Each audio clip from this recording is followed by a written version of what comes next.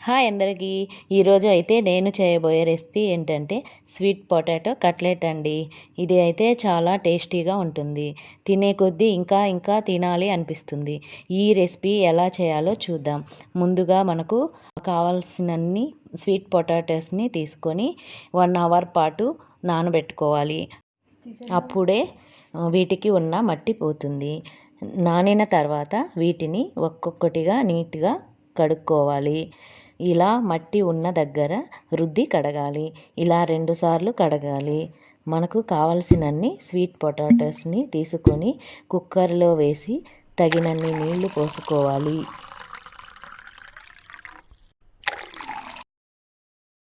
మూత పెట్టి స్టవ్ వెలిగించుకొని కుక్కర్ని స్టవ్ మీద పెట్టి చిన్నవి అయితే 5 విజిల్స్, పెద్దవి అయితే 8 విజిల్స్ వచ్చేంత వరకు ఉడికించుకోవాలి.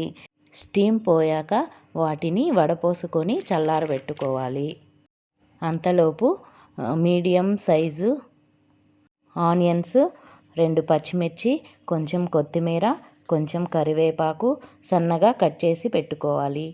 తరువాత చల్లారబెట్టిన వాటికి పీల్ తీసేయాలి. ఒక బౌల్లో వేసుకోవాలి. వాటిని మెత్తగా స్మాష్ చేయాలి. తరువాత ముందుగా మనం కట్ చేసి పెట్టుకున్న ఆనియన్స్, పచ్చిమిర్చి, కొత్తిమీర, కరివేపాకు వేసుకోవాలి. తరువాత బియ్యం పిండి 3 స్పూన్లు. ఒకవేళ బియ్యం పిండి లేకపోతే దీని ప్లేస్లో మైదా కూడా వేసుకోవచ్చు.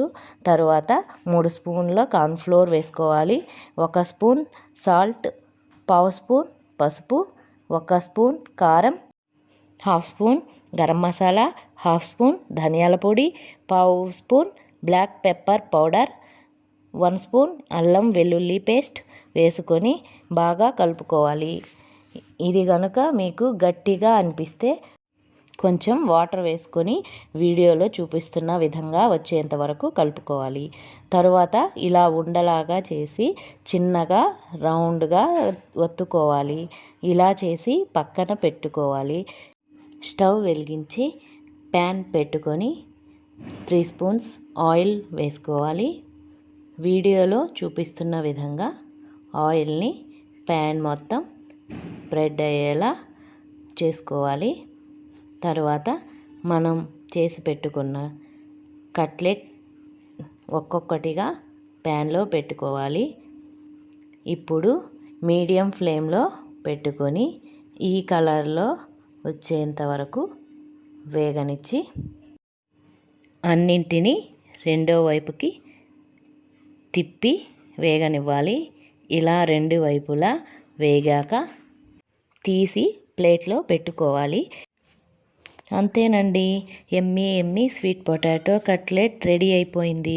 ఈ రెసిపీ మీకు ఎలా అనిపించిందో కామెంట్ చేయండి. ఈ వీడియో మీకు నచ్చినట్లయితే లైక్, షేర్ అండ్ సబ్స్క్రైబ్ చేయండి.